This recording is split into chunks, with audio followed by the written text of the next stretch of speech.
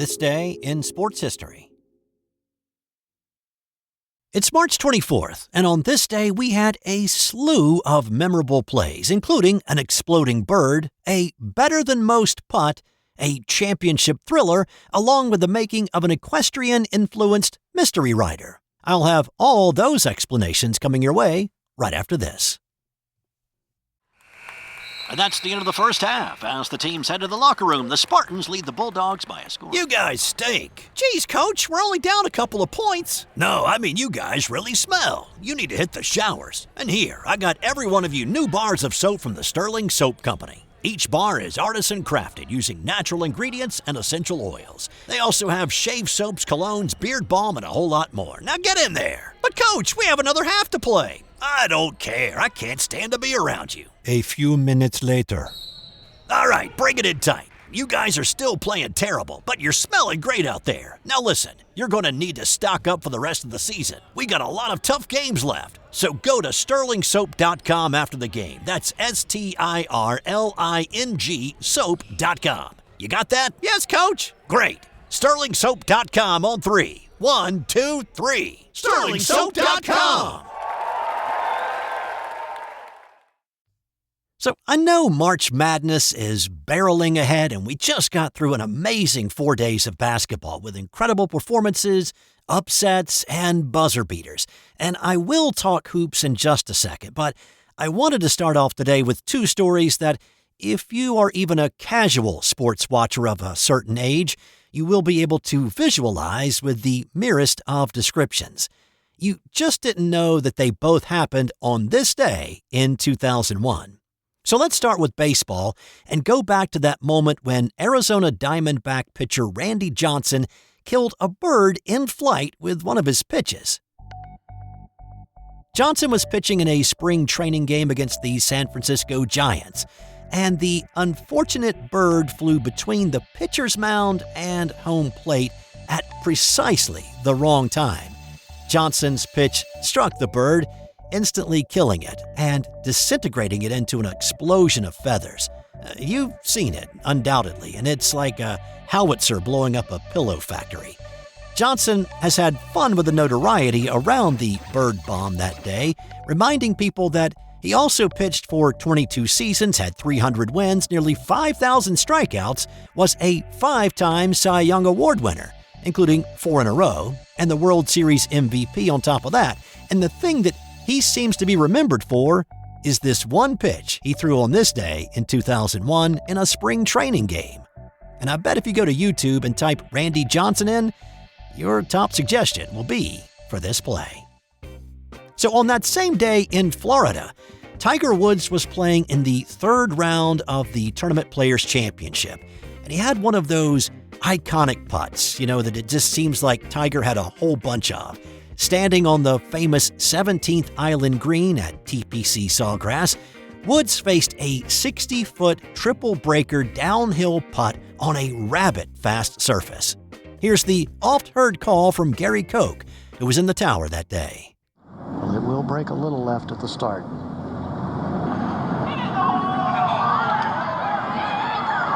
Johnny, that's better than most. How about in? That is better than most.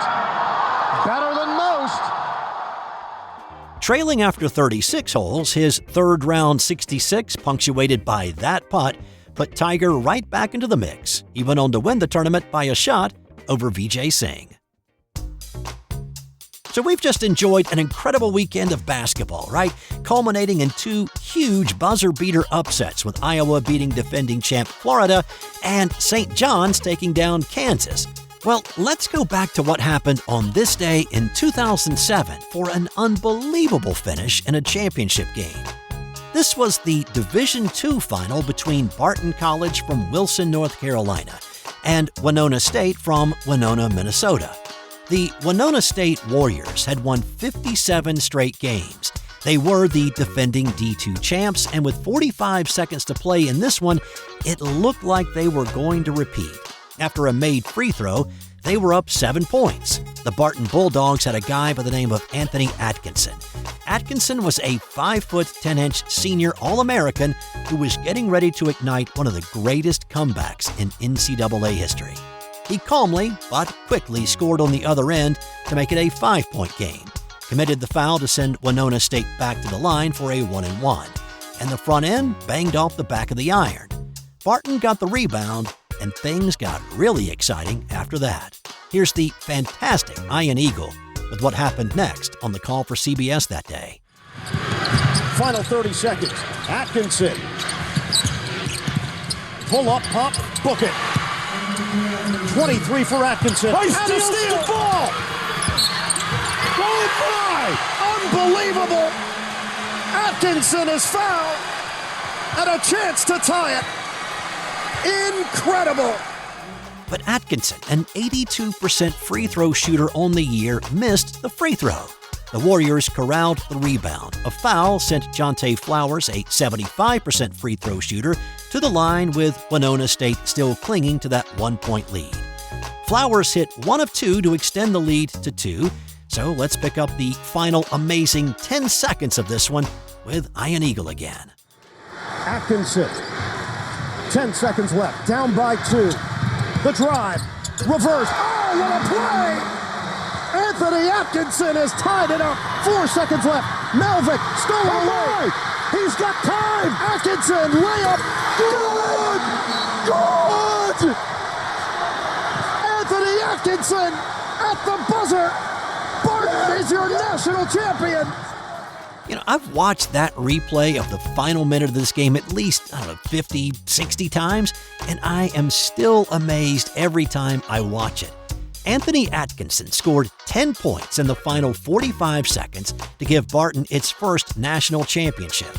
So, this being in the early days of YouTube, he became an instant viral sensation. This game finished second at the ESPYs that year for best finish behind the Dodgers-Padres game when LA hit 4 homers in the 9th to tie and then won it in the 10th on Nomar Garcia-Perez home run.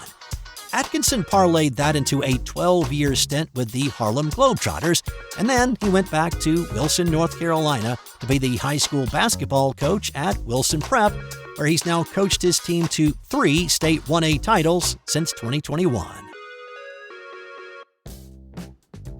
I would be remiss if I did not revisit what happened on this day in 1990 when that guy that everybody hates did that thing that everybody hates him for, which was hit the big shot when his team needed it.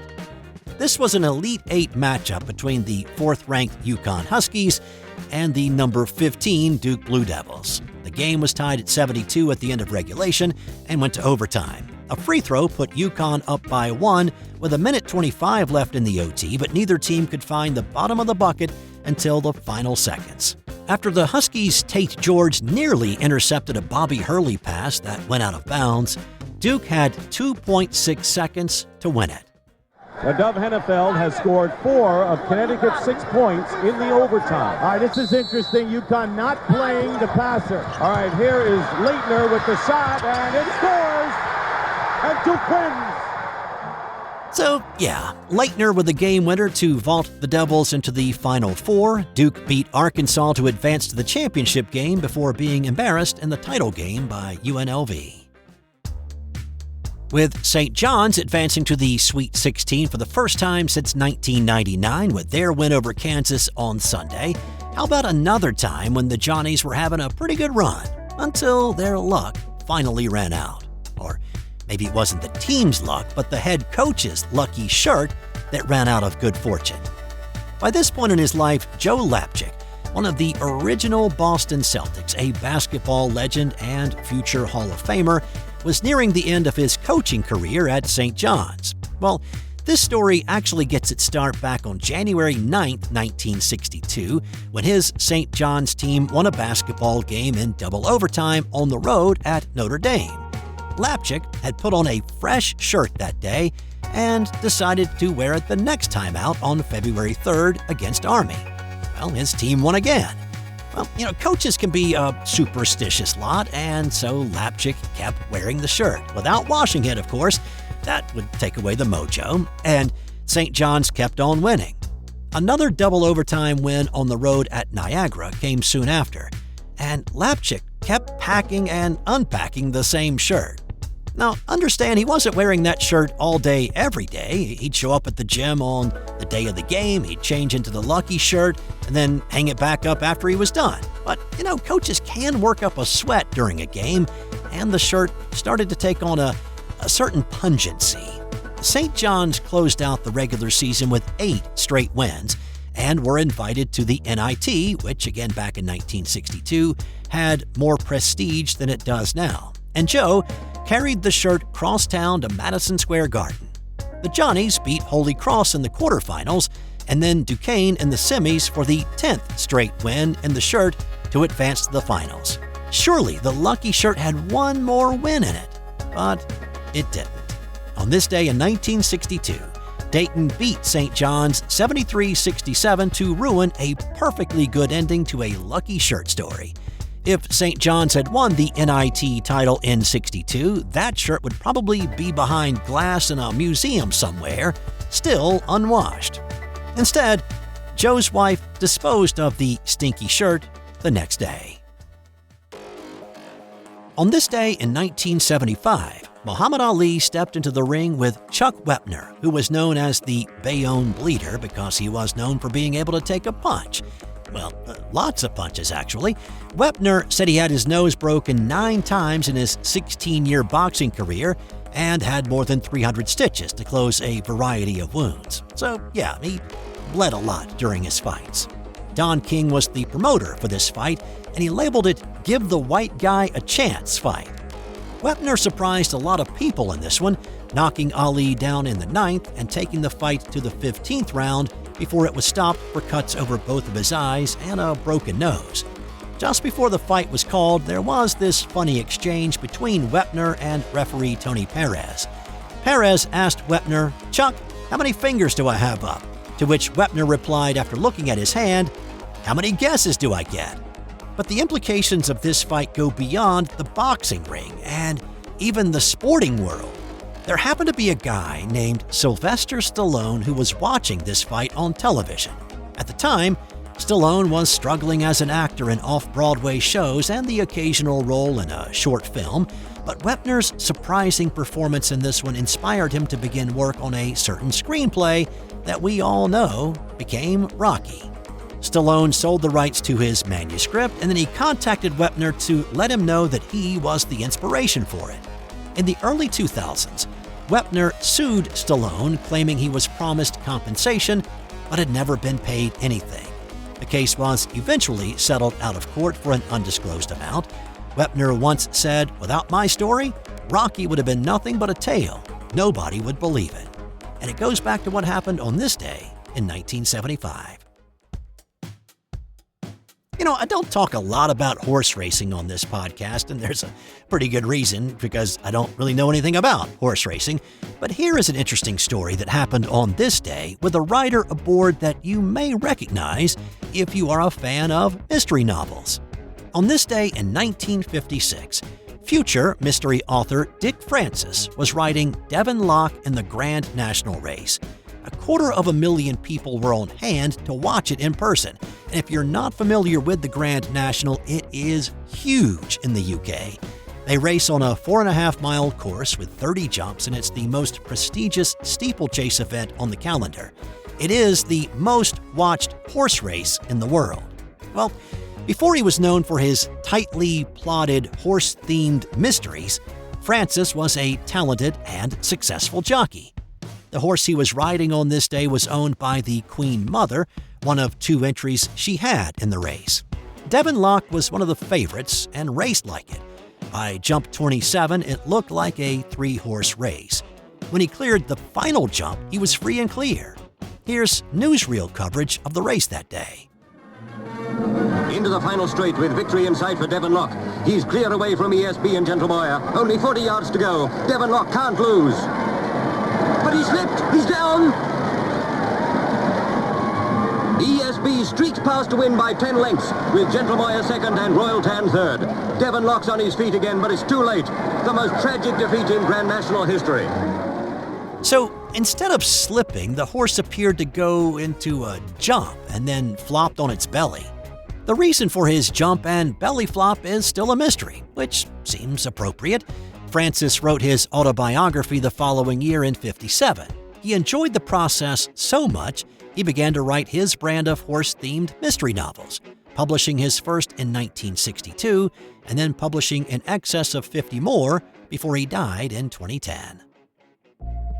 And time now for today's That's Got Nothing to Do with Sports Fun Fact.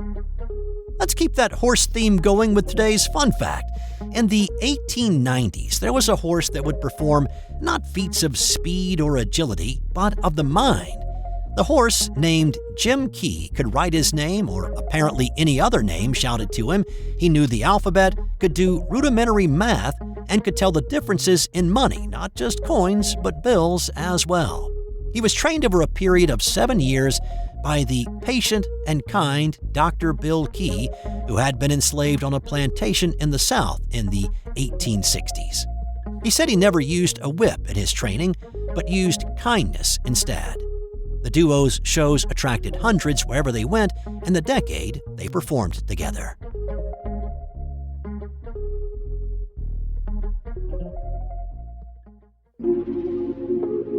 This has been an original Thrive Suite production.